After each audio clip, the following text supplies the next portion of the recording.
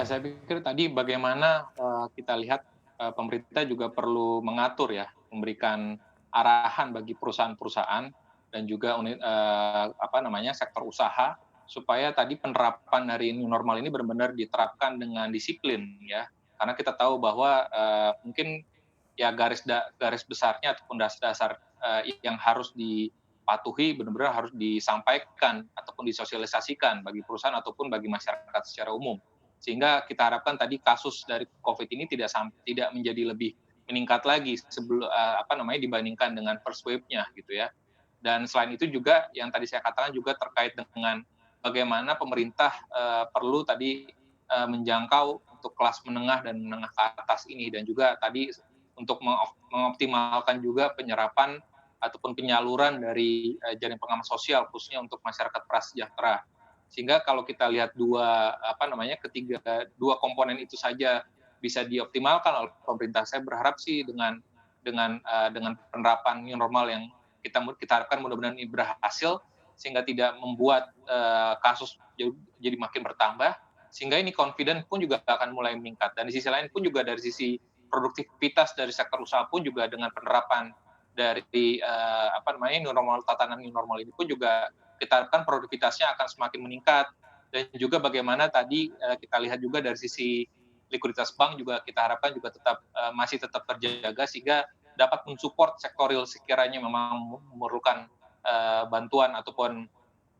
pembiayaan modal kerja sehingga harapannya bahwa ini aktivitas ekonomi kita harapkan akan mulai kembali membaik ya. Tapi sekali lagi saya mengulang beberapa pernyataan saya sebelumnya bahwa, recovery ini paling cepat baru akan kita lihat itu di kuartal keempat ataupun most likely akan terlihat di, awal tahun depan ya. Ini seberapa cepat juga tadi bagaimana koordinasi dari, di pemerintah daerahnya sendiri ya. Karena kalau kita lihat ada beberapa daerah yang masih, mengalami kasus, yang terus meningkat sehingga, koordinasi dari normal ini pun juga kita harapkan ini menjadi salah satu motivasi buat,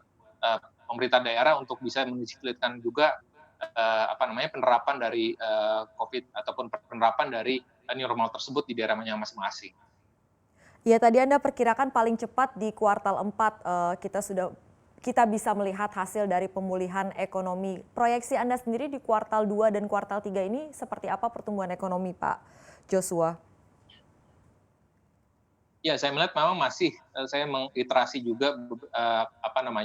pernyataan saya juga bahwa di kuartal kedua ini most likely kita akan diperkirakan akan mengalami,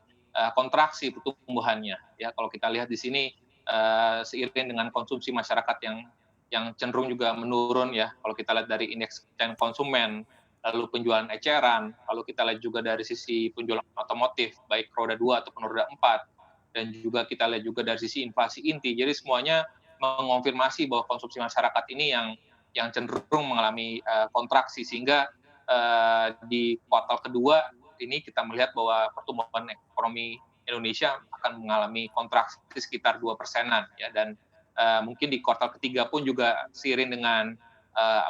mulai